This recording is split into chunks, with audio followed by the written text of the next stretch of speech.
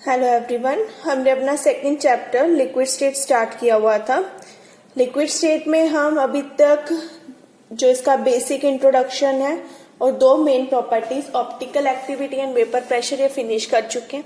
हमने अपनी third property start की हुई थी लिक्विड्स की, दैट इज सरफेस टेंशन, जिसमें हमने बात कर ली की थी सरफेस टेंशन क्या होती है, क्या उसकी इंपॉर्टेंट रिजल्ट्स है सरफेस टेंशन के, ठीक है, किन किन फैक्टर्स पे वो डिपेंड करती है। आज हम स्टार्ट करेंगे मेजरमेंट ऑफ सरफेस टेंशन।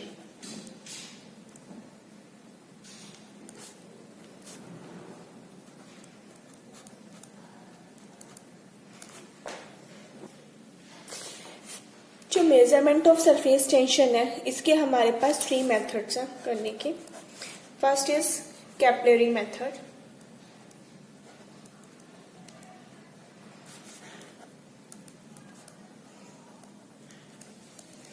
हमारा जो फर्स्ट मेथड है वो है कैपिलरी राइज मेथड, ठीक है। हमने पीछे भी बात की थी, जब हमने इंपॉर्टेंट रिजल्ट किए थे तब हमने कहा था जो कैपिलरी है इसके अंदर जो सोल्यूशन है वो रेज करता है बिकॉज ऑफ सरफेस टेंशन, ठीक है। वैसे ही हम एक अरेंजमेंट लेंगे जहाँ पे हमने मेनिस्कस की बात की थी, lower meniscus and upper meniscus, ठीक है। हमने यहाँ पर बीच में सिर्फ के एक कैपिलरी लगा दी।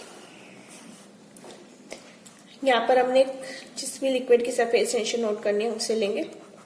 अब कुछ देर में लिक्विड इस ट्यूब के अंदर राइज करेगा। सपोज पहले इतना था, अब इतनी हाइट उसने रेज कर ली, ठीक है। और कुछ ना कुछ एंगल बनाएगा, contact angle, that is theta, ठीक है। हमने यहाँ पे क्या लिया, एक सोल्यूशन ले लिया इसके अंदर ट्यूब के अंदर, और इसके अंदर एक क्या लगा दी, कैपिलरी लगा दी। कैपिलरी से जब हमने सोल्यूशन लिया वो वेट करेगा ग्लास को। दो तरह के थे ना, एक जो वेट करता है ग्लास को और दूसरा do not wet the glass. हमने उसे चूज किया जिसने वेट किया, ठीक है। तो कुछ देर में लिक्विड किस हाइट से एच हाइट तक कैपिलरी में रेस कर जाए। Clear. Let height of liquid rise in capillary, वो किसके बराबर है, हमारी एच के बराबर, ठीक है। थीटा हमारा क्या है, कॉन्टैक्ट एंगल। गामा, इससे हम क्या नोट करेंगे, सरफेस टेंशन, ठीक है। ऐसे ही हम एक टर्म लेते हैं डेंसिटी। जो हमने लिक्विड लिया उसकी कुछ ना कुछ डेंसिटी होगी। डेंसिटी को हम डी से रिप्रेजेंट करेंगे, डी ग्राम पर सेंटीमीटर क्यूब, ठीक है। और जो एंगल है कॉन्टैक्ट एंगल, वो कितना हमने लिया, थीटा, ठीक है। अब सरफेस टेंशन के दो कंपोनेंट हो गए थीटा की वजह से, एक गामा साइन थीटा और एक गामा कोस थीटा। हम यहाँ बात करेंगे इसके वर्टिकल कंपोनेंट की। तो हम लेते हैं surface tension acting in vertical direction which is equal to gamma cos theta, इसके बराबर आ जाएगी, ठीक है। ये तो आ गई इसकी। अब जो कैपिलरी है इसकी कुछ सर्कमफ्रेंस भी होगी,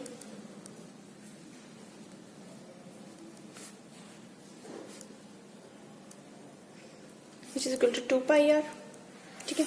तो फोर्स कितना हो गया हमारे पास, 2 pi r gamma cos theta. और वेट ऑफ लिक्विड हम लेंगे एक्टिंग डाउनवर्ड,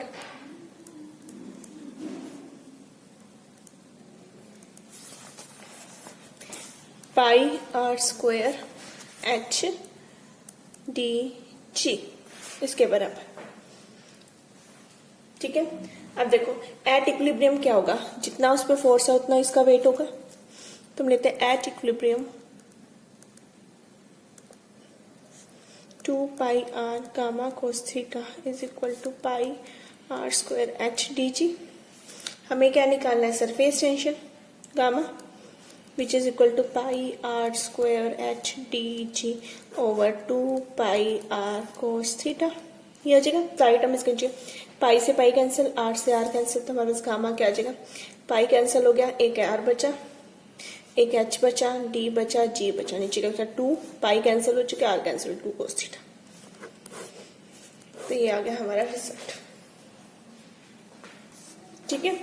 तो यहां से हम इसकी क्या निकालेंगे, गामा की वैल्यू, ठीक है। पहले ये with the help of microscope height हम चेक कर सकते थे, इसके बाद हम इसे चेक कर सकते थे। एक और इंस्ट्रूमेंट आया था कैथिलोमीटर, जिसकी हेल्प से हम इस हाइट को चेक कर सकते हैं। ठीक है, माइक्रोस्कोप की हेल्प से भी आप चेक कर सकते हैं और इसकी कैथिलोमीटर की हेल्प से भी आप हाइट को निकाल सकते हैं जो हाइट ट्रेवल करेगी, या मरकरी के लेवल की हेल्प से भी आप इस वैल्यू को निकाल सकते हैं। क्लियर? तो ये था पहला मेथड। अब इसका आता है सेकेंड मेथड, स्टेलगैमोमीटर।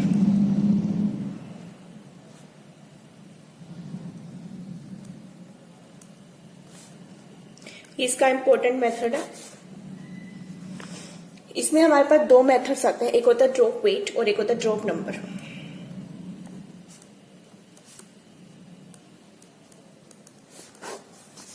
दो तरह के मेथड से हम इसे निकालेंगे, एक है ड्रॉप वेट और एक है ड्रॉप नंबर मेथड। ठीक है, ये चीज आपने प्रैक्टिकल में भी करनी है कि किस तरह से हम ड्रॉप नंबर की हेल्प से सरफेस टेंशन निकाल सकते हैं, या फिर ड्रॉप वेट जो मेथड है इसकी हेल्प से हम सरफेस टेंशन निकाल सकते हैं।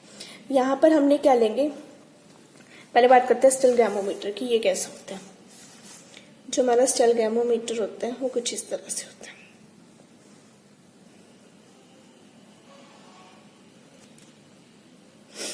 ये एक बल्ब है, उसके बाद नीचे वापस एक कैपिलरी होती है।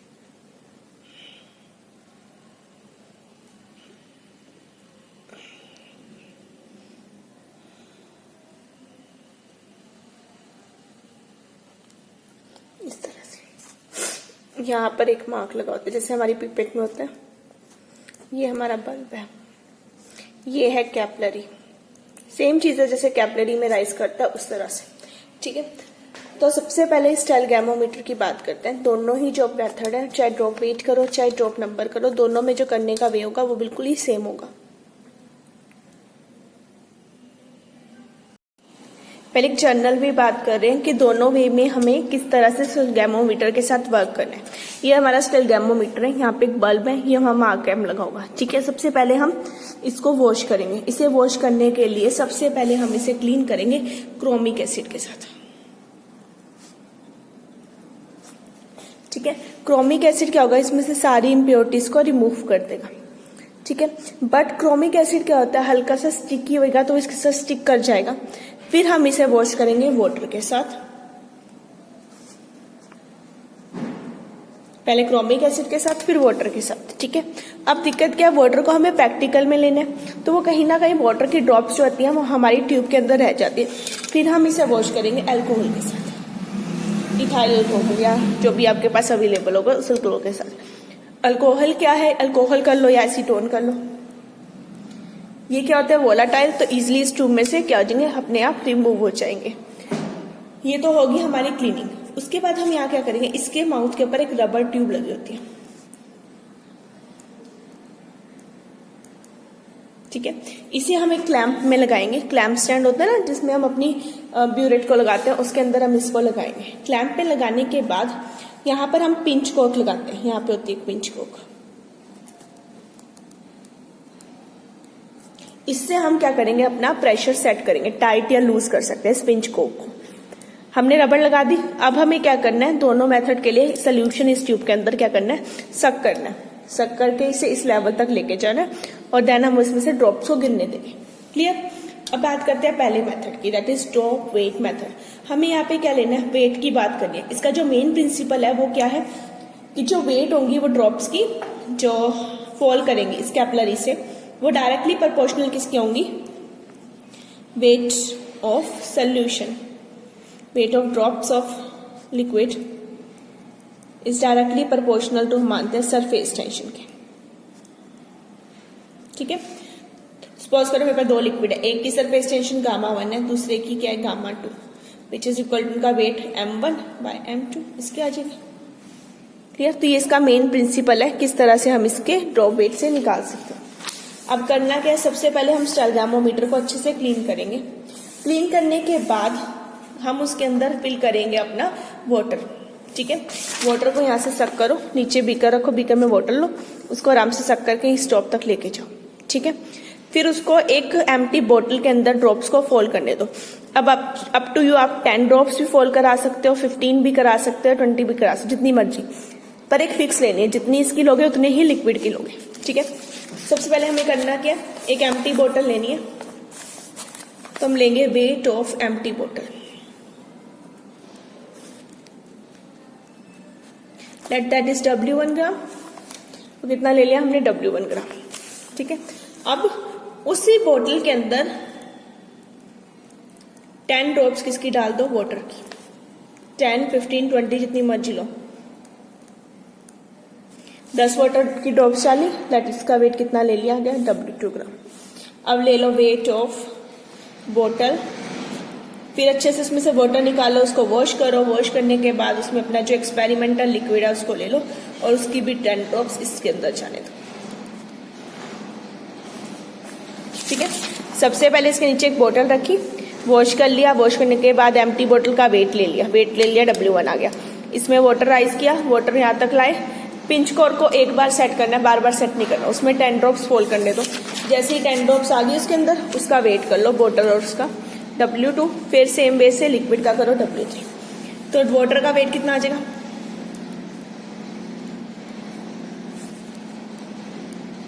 W2 माइनस W1, और लिक्विड का कितना आ जाएगा, W3 माइनस W2, 1। 2 माइनस 1, बोतल का खत्म हो गया, सिर्फ वाटर का बचा। इसमें किसका बचा, लिक्विड का बचा। तो ये आ गया। अभी हमने कहा कि गामा 1 बाय गामा 2, चलो एक L ले लेते हैं, एक ले लेते हैं W।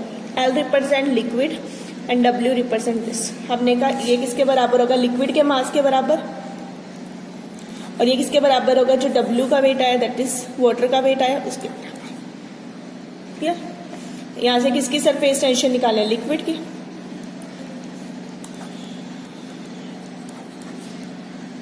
आ गया। अब देखो ये वेट तो आप लोग कैलकुलेट कर लोगे वेइंग करके। ठीक है, अब बच्ची ये बात किसकी, सरफेस टेंशन ऑफ वाटर की। ये स्टैंडर्ड होती है, ये आपको टेबल से मिल जाएगी। यहाँ पे पुट करो, क्या आ जाएगा आपके पास, weight surface tension of given liquid. ये था हमारा drop weight method. Next is drop number method.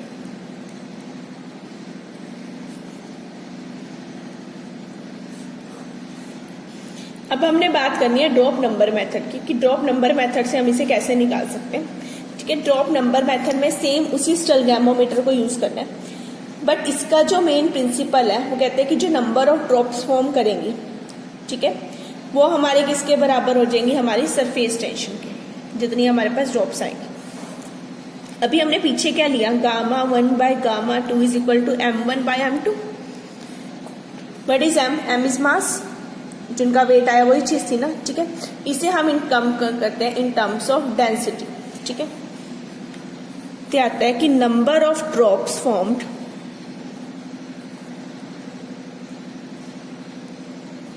Is equal to जो वेट ऑफ 1 ड्रॉप आता है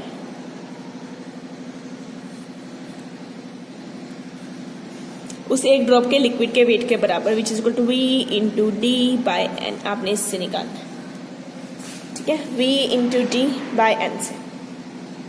क्लियर। अब देखो मैंने दो सोल्यूशन लिए, एक लिया गामा 1, एक लिया गामा 1 बाय गामा 2। एक आ गया V इंटू डेंसिटी, तो दोनों की अलग होगी, नंबर ऑफ ड्रॉप्स भी दोनों की अलग अलग आएंगे।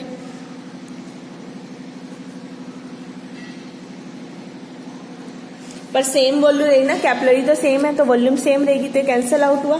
मेरे पास क्या बचेगा यहाँ पे, N2D1 जब सोल्व करूंगी N1D2, तो मेरा फॉर्मूला ये आ जाएगा इसका।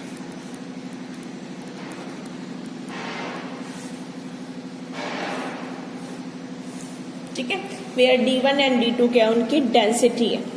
आपने उनकी क्या करनी है, डेंसिटी को फाइंड आउट करना है। अब इसके लिए करना सेम चीज है। ठीक है, आपने क्या करना है, एक लिक्विड को लेना है, उसके अंदर ड्रॉप्स को फोल्ड करने देना है।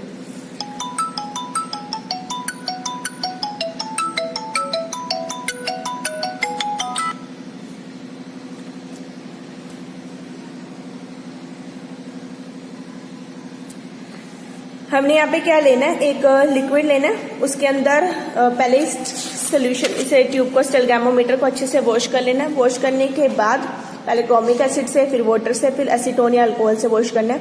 फिर इसके अंदर वाटर सक करोगे, पिंच को एक बार सेट करोगे, वाटर सक किया, इस मार्क तक लेकर आए।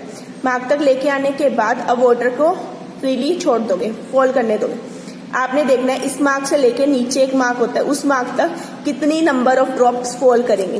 Let that drops is N1, वो आप निकाल लोगे। सेम चीज आप क्या करोगे, इसके अंदर फिर वाटर निकाल के क्या फिल करोगे, अपना एक्सपेरिमेंटल लिक्विड, फिर उस मार्क की जो ड्रॉप्स है उन्हें फॉल करने दोगे। पहले हम क्या करेंगे, इसके अंदर वाटर की ड्रॉप्स को गिरने देंगे, N1 आ जाएंगे।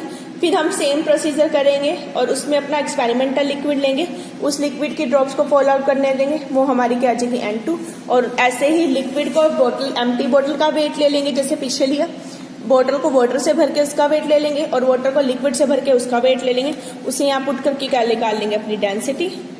ठीक है, तो ये था स्किलगैमोमीटर मेथड। एक बार हमने वेट लिया ड्रॉप्स का, एक बार ड्रॉप्स को काउंट किया, तो दो मेथड हो गए, एक हो गया वेट नंबर मेथड और एक हो गया वेट ड्रॉप वेट मेथड। ठीक है, एक में हमने नंबर ऑफ ड्रॉप्स काउंट की और दूसरे में हमने ड्रॉप्स का वेट। ठीक है, ये दोनों थे हमारे मेथड। स्किलगैमोमीटर के दोनों मेथड इंपॉर्टेंट है बिकॉज आप इसे प्रैक्टिकली भी करते हो, दोनों ही मेथड को, ड्रॉप वेट को भी और ड्रॉप नंबर को भी। कैपिलरी लेस भी कई बार पूछ लिया जाता है। इसका एक और मेथड होता है टेंशनोमीटर, यानी टॉर्सन बैलेंस, पर वो इतना इंपॉर्टेंट नहीं है, ना ही हमारे सिलेबस में है। ठीक है, तो हमें यही दो मेथड इसके करने हैं। ये तो था सरफेस टेंशन। अब निकालते हैं हम सरफेस टेंशन की हेल्प से हम कैसे किसी लिक्विड के स्ट्रक्चर को फाइंड आउट कर सकते हैं। Means next topic is surface tension and chemical constitution.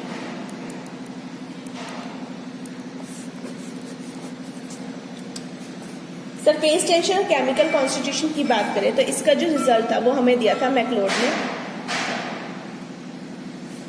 इन 1923। वो था हमारा गामा की power 1/4 d minus T by C. ये आपने याद रखना है। गामा हमारी क्या है, सरफेस टेंशन। ये d हमारी है डेंसिटी ऑफ लिक्विड, और जो स्मॉल d है वो है डेंसिटी ऑफ वेपर्स। ठीक है, और C हमारा एक कांस्टेंट है which is independent upon temperature.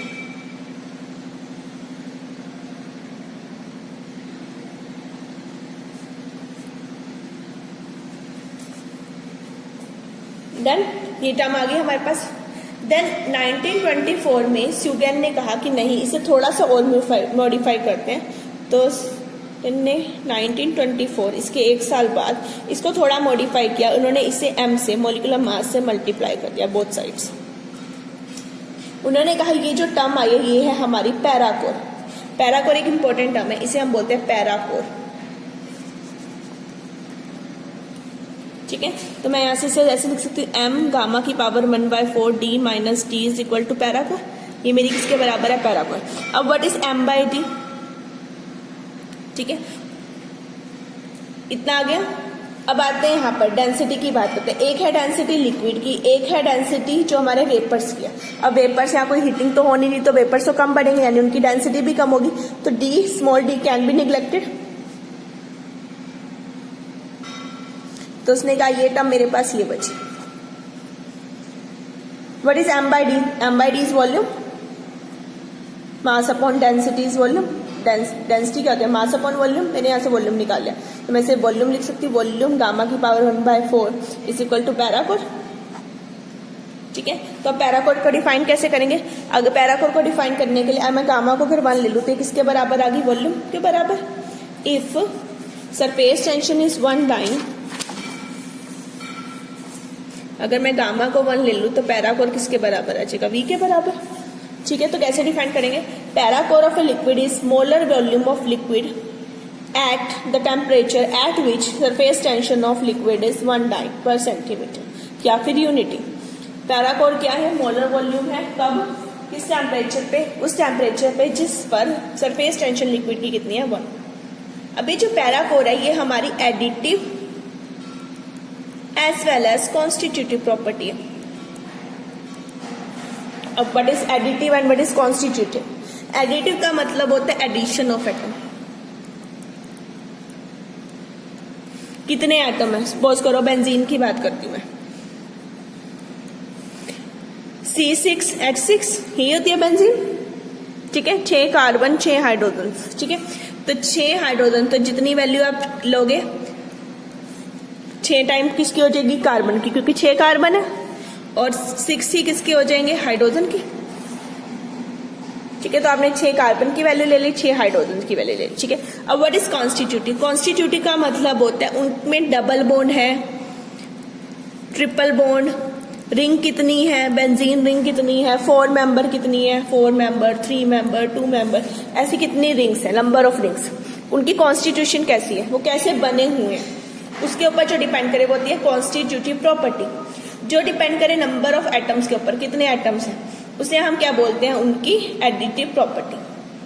Clear? Additive property जैसे उनका मॉलिक्यूलर मास, एग्जाम्पल ले लो मॉलिक्यूलर मास।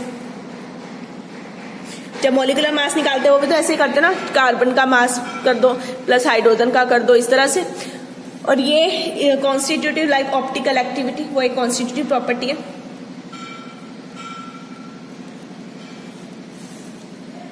ठीक है, वो मास के ऊपर डिपेंड नहीं करती, वो किसके ऊपर डिपेंड करते हैं, कॉन्स्टिट्यूटिव मीन्स उसका स्ट्रक्चर कैसा है। इसे हम बोलते हैं एटॉमिक पैराकोर, इसे हम बोलते हैं स्ट्रक्चरल पैराकोर। दोनों अलग अलग है, एक एटॉमिक पैराकोर है और दूसरा स्ट्रक्चरल पैराकोर है, ठीक है। इसकी हेल्प से हम उनकी वैल्यू निकाल सकते हैं। अब कुछ इंपॉर्टेंट रिजल्ट्स हैं इन पैराकोर के, जो टर्म है ना पैराकोर, इसके कुछ इंपॉर्टेंट रिजल्ट्स है, ठीक है। जो आइसोमर्स हैं फॉर आइसोमेरिक कंपाउंड्स,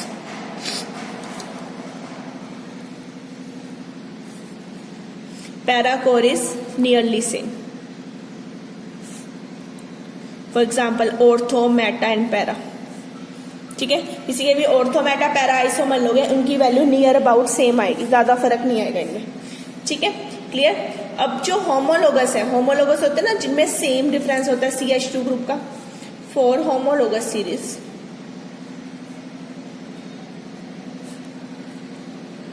जिनमें क्या होता है, डिफरेंस किसका होता है, CH2 ग्रुप का, ठीक है।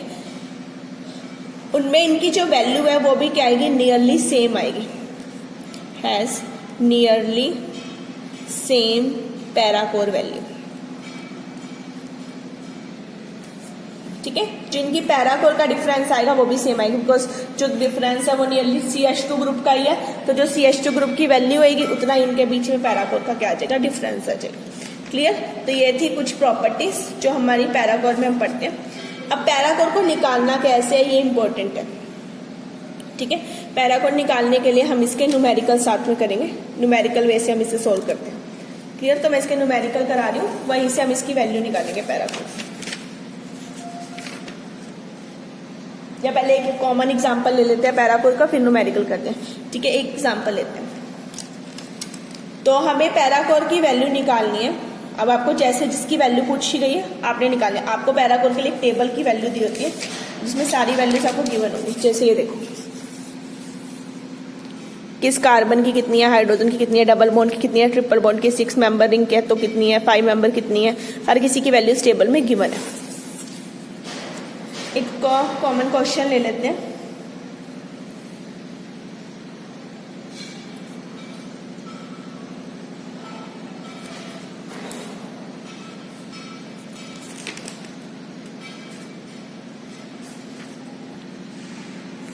एक क्वेश्चन लेते हैं, हमें पैराकोर निकालनी है वैल्यू C10H22, ठीक है। वो कहते हैं इसकी एडिटिव प्रॉपर्टी में इसको शो करो, C10H22। अभी हमें इसका स्ट्रक्चर वगैरह नहीं पता, नॉर्मल पैराकोर में निकाले, तो ऐसे लिखोगे पैराकोर किसके निकालने हैं, C10H22 which is equal to parachor किसका, C10H22। C10H22 को हम ऐसे लिख सकते 10 टाइम्स CH2 प्लस 2H, यही होगा, ठीक है। तो आपको अगर वैल्यू कार्बन की गिवन है तो कार्बन की लिख लो, अगर आपको वैल्यू CH2 की ग्रुप की गिवन है तो आप CH2 की लिख लो। इन्होंने हमें CH2 की वैल्यू गिवन है तो इसलिए हमने इस फॉर्म में बनाया, और 2 टाइम्स किसकी आ गई, हाइड्रोजन की आ गई, ठीक है। उन्होंने कहा इसकी जो वैल्यू है ये है हमारे पास गिवन 424.2, इसकी वैल्यूज भी गिवन है, इसकी वैल्यू हमें गिवन है 39.0। आपको हाइड्रोजन के पैराकोर की वैल्यू को फाइंड आउट कर रहे हैं। ठीक है, तो ये इसे मल्टीप्लाई करो 390 हो गया, तो 2 times of parachor of hydrogen की वैल्यू कितनी आ गई 424.2 माइनस 390।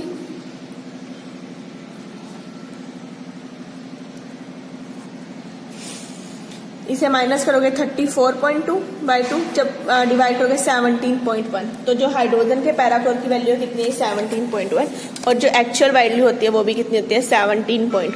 इस तरह से आप इसे फाइंड आउट कर सकते हो। क्लियर। अब ये पैराकोर के ऊपर न्यूमेरिकल आते हैं, अब इसके न्यूमेरिकल्स देखते हैं।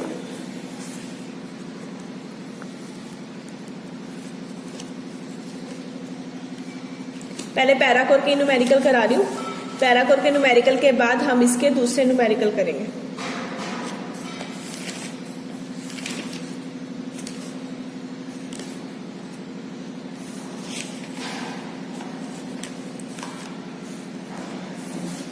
तो हम लेते हैं पैराकोर का ही कोई न्यूमेरिकल।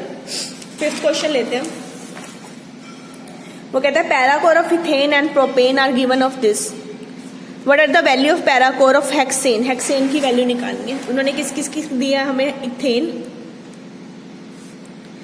इथेन यानी कि C2H6 की पैराकोर वैल्यू हमें गिवन है, कितनी 110.5। ये आपका क्वेश्चन नंबर 5 है। दूसरी उसने हमें दी किसकी है, प्रोपेन, कितनी है इसकी पैराकोर वैल्यू, प्रोपेन C3H8 होगा विच इज इक्वल टू 150.8। किसकी पैराकोर वैल्यू निकालने को बोले हमें, C6H14 की। हमें इसकी वैल्यू फाइंड आउट करनी है। C6H14 है, ठीक है। तो हम इसे C3H8 तो यहां से ले लो, ठीक है। तो C6H14 में से C3H8 माइनस कर दूं, जो मेरे पास वैल्यू गिवन है उन्हीं में से तोड़ मोड़ के आपने इसे क्वेश्चन को करना है। अगर मैं ये माइनस कर दूं, मेरे पास क्या बचेगा, 3 कार्बन बचे और हाइड्रोजन कितने बचे, 18 है हमारे पास टोटल, सॉरी 14, ये 14 था ना, 14 में से 8, तो 14 में से 8 ले लो, C6, तो 3 हाइड्रोजन और ये, तो इसे मैं 3CH2 ग्रुप लिख सकती हूँ। ये कुछ ऐसा ही होगा ना, 3 ये कार्बन और 6 हाइड्रोजन, तो 3CH2 ग्रुप। तो मैं अगर इसकी वैल्यू निकाल लूँ तो मैं इसकी वैल्यू निकाल सकती हूँ। और CH2 ग्रुप, इन दोनों में बीच में डिफरेंस कितना है, CH2 ग्रुप का होमोलोगस है ना एक दूसरे के, तो दोनों के बीच में CH2 का डिफरेंस है। तो अगर मुझे पैराकोर निकालना है CH2 का, तो मैं क्या करूंगी, प्रोपेन वाले में से इथेन वाली वैल्यू को माइनस कर देती हूँ। प्रोपेन वाली वैल्यू ले लो 150.8, इथेन वाली वैल्यू ले लो 110.5, माइनस कर दो। इन दोनों को जब माइनस करोगे तो आएगा 40.3। ये किसकी वैल्यू आ गई, CH2 की। किसकी वैल्यू निकालनी है, C6H14 की वैल्यू निकालनी है। उसकी वैल्यू के लिए आप क्या करोगे, which is equal to parachor of, अभी हमने किया C3H8 plus 3 times पैराकोर of CH2, इसके बराबर आ जाएगा। इसकी वैल्यू हमने अभी ऊपर क्वेश्चन में गिवन है 150.8 प्लस 3 टाइम्स, इसकी वैल्यू हमने कितनी निकाली 40.3, 3 3 जा 9.0120, दोनों को प्लस अप कर दो तो मेरे पास ये वैल्यू आ गई, इसका रिजल्ट।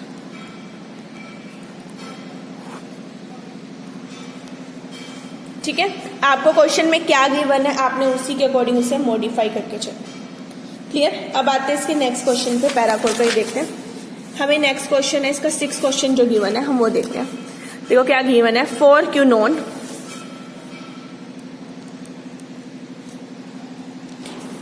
C6H4O2, मेरे पास ये, ठीक है। 2 स्ट्रक्चर गिवन है, एक स्ट्रक्चर है ये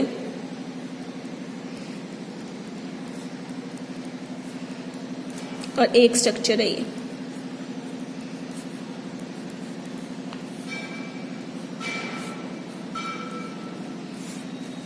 ठीक है, वो कहते हैं इसकी जो एक्सपेरिमेंटल वैल्यू है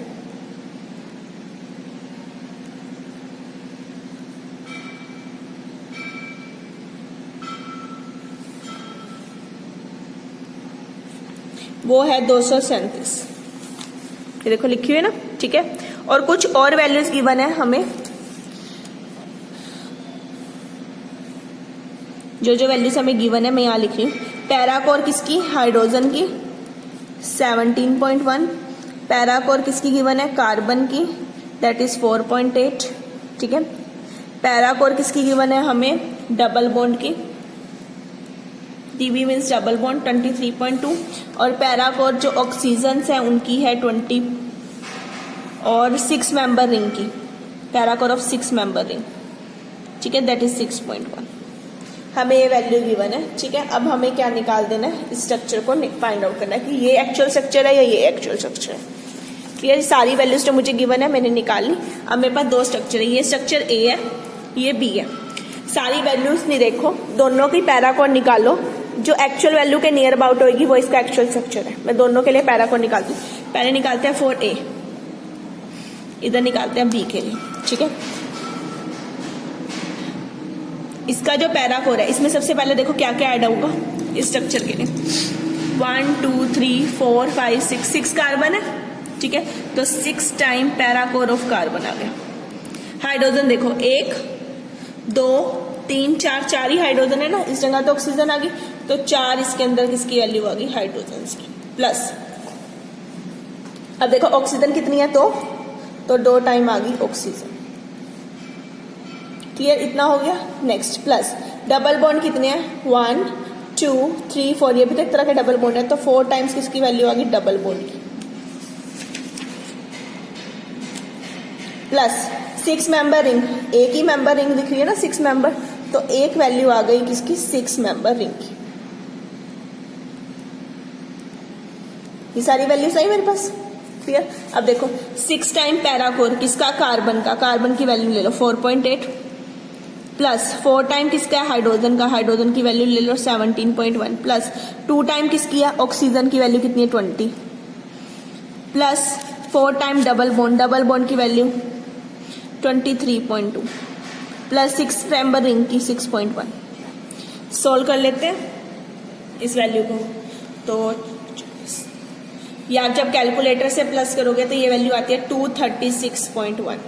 आप चेक कर लेना करके, ठीक है। अब आते हैं इधर वाले के, इस वाले का निकालते हैं। पहले कार्बन देखो 1 2 3 4 5 6, तो वैल्यू कितनी आ गई कार्बन की, 6 time of carbon, plus hydrogen 1 2 3 4, वो तो सेम ही है, 4 हाइड्रोजन है।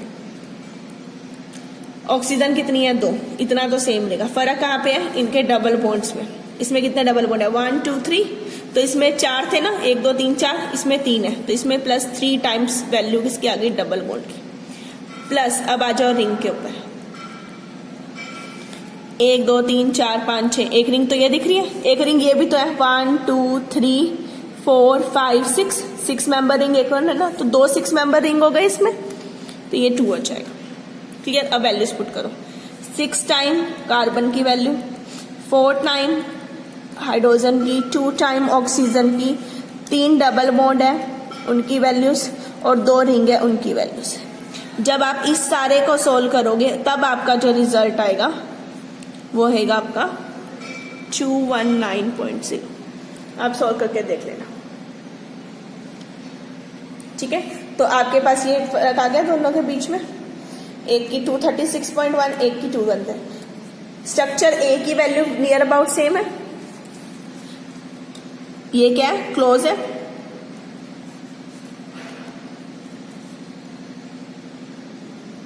इज क्लोज टू एक्सपेरिमेंटल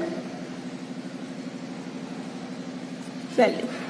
तो एक्चुअल स्ट्रक्चर कौन सा हो गया, structure A is correct structure.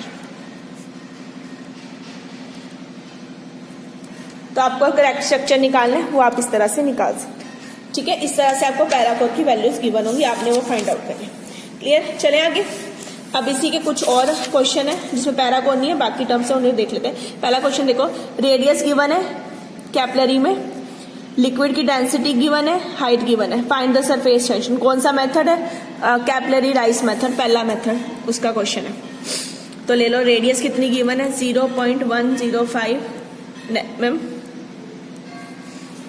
Density भी गिवन है 0.800 ग्राम per CC, centimetre cube, and height is 625 centimetre. ये सारी वैल्यूज मुझे गिवन है। अब मुझे इसमें से क्या निकालना है, उन्होंने कहा गामा की वैल्यू को फाइंड आउट करो। Gamma is equal to R from capillary rise method.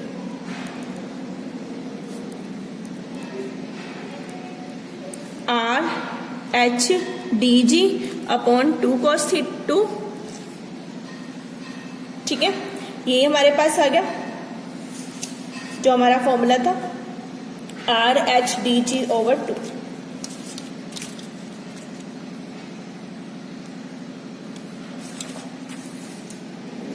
वैसे तो यहाँ कोस थीटा होता है, जनरली हम कोस थीटा को 1 कंसीडर करके चलते हैं। तो ये गामा आ गया are H D G by 2। तो इसे पुट करेंगे। आर की वैल्यू आपको गिवन है, एच की वैल्यू आपको गिवन है, डी की वैल्यू आपको गिवन है। ठीक है, जो जी की वैल्यू होगी वो आप 980 लोगे, स्टैंडर्ड है। ठीक है, जी की वैल्यू आपकी 981 होती है।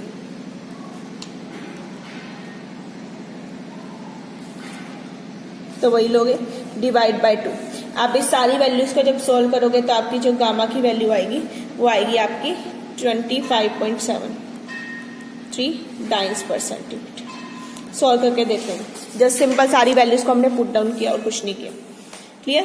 अब आते हैं सेकंड क्वेश्चन पे। सेकंड क्वेश्चन में इसने बोला the surface tension of mercury is, mercury की सरफेस टेंशन दे दी, गामा दे दी, डेंसिटी दे दी, हाइट दे दी, रेडियस निकालनी है। सेम चीज है ऊपर वाली। डेंसिटी लिख लो, कितनी गिवन है आपको, 13.595 ग्राम पर सीसी।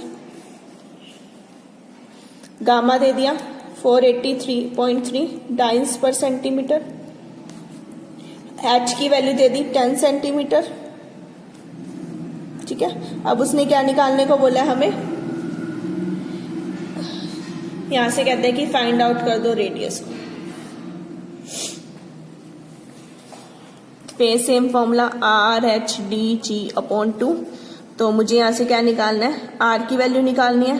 तो जगह 2 gamma over D G H. तो वैल्यू पुट कर दो 2, गामा की वैल्यू पुट कर दो जो आपको दी है 480.3, डी की वैल्यू है 130.5, जी की वैल्यू 981, एच की वैल्यू 10। सारी वैल्यूज हमने यहाँ पे क्या कर दी, पुट कर दी। जब आप इसे सोल्व करोगे तो आपका आंसर आएगा 0.0072 सेंटीमीटर। आप सोल्व करके देख सकते हो। ठीक है, सिंपल वैल्यू है, फॉर्मूला पता होना चाहिए क्या लगाना है उसके अकॉर्डिंग। नेक्स्ट थर्ड क्वेश्चन देखो। Surface tension of toluene given है इतनी, गामा की वैल्यू गिवन है, डेंसिटी गिवन है, रेडियस निकालनी है और हाइट गिवन है 2। सेम सब कुछ गिवन है थर्ड क्वेश्चन में। गामा की वैल्यू देख लो 28.4 dynes per centimetre. Density is 0.866 gram per CC. Height आपको 2 सेंटीमीटर गिवन है। आर फाइंड आउट करो। फेम gamma is equal to R D H G over 2। R निकालना है तो 2 gamma over D H G. 2 gamma की वैल्यू, डी की value, H की वैल्यू और जी की वैल्यू 981 रखो या 981, दोनों नियर अबाउट सेम होती है तो सेम वैल्यू चल जाती है। तो जब आप इसे सोल्व करोगे आपके पास आपका रिजल्ट आ जाएगा which that come out to be 0.0335 centimetre. Clear. Next fourth question देखते हैं। कहते हैं find out the value of parachor. ये पैराकोर निकालने वाला है किसकी, बेंजीन की। Having surface tension of this and density is this. Parachor निकालना है आपको। सरफेस टेंशन कितना दे दिया उसने, 29.3 डाइन्स पर सेंटीमीटर और डेंसिटी कितनी दे दी 0.878 ग्राम पर सीसी। अब फॉर्मूला देखते हैं। ठीक है, अभी हमने पीछे किया था पैराकोर का फॉर्मूला m गामा की पावर 1/4/d, ये फॉर्मूला था। ठीक है, गामा मेरे पास है, d मेरे पास है, डेंसिटी ये टी है, मुझे m रह गया। बेंजीन दिए मुझे, बेंजीन यानी कि C6H6। ठीक है, तो बेंजीन का मास निकाल लो C6H6, 12 टाइम्स कार्बन का और 6 कार्बन का प्लस 6 हाइड्रोजन का 1, 72 और 6 78। तो m की वैल्यू कितनी आ गई 78। तो 78 ये आ गया 29.3 की पावर 1/4 और इसकी डी की वैल्यू ले लो। इसकी 1/4 पावर लोगे आप कैलकुलेटर की हेल्प से, उसको डिवाइड करोगे, सोल्व करोगे, आपका आंसर सेम आता है 206.7 जो आपकी बुक में। क्लियर? तो ये था हमारा सरफेस टेंशन, जिसमें आज हमने उसकी मेजरमेंट की और उसके न्यूमेरिकल्स किए। तो आपको किसी भी तरह से न्यूमेरिकल्स आ सकते हैं, या तो इसमें से ड्रॉप नंबर, ड्रॉप वेट के भी आ सकते हैं, और पैराकोड निकालना, पैराकोड के न्यूमेरिकल आते ही आते हैं एग्जाम में, जो कि इंपॉर्टेंट टॉपिक है। ओके, तो ये हमारी थर्ड प्रॉपर्टी थी, दैट इज सरफेस टेंशन, जो आज यहाँ पे फिनिश हो। ओके, नेक्स्ट क्लास में हम अपनी नेक्स्ट प्रॉपर्टी विस्कोसिटी को स्टार्ट करेंगे। Okay, thank you everyone.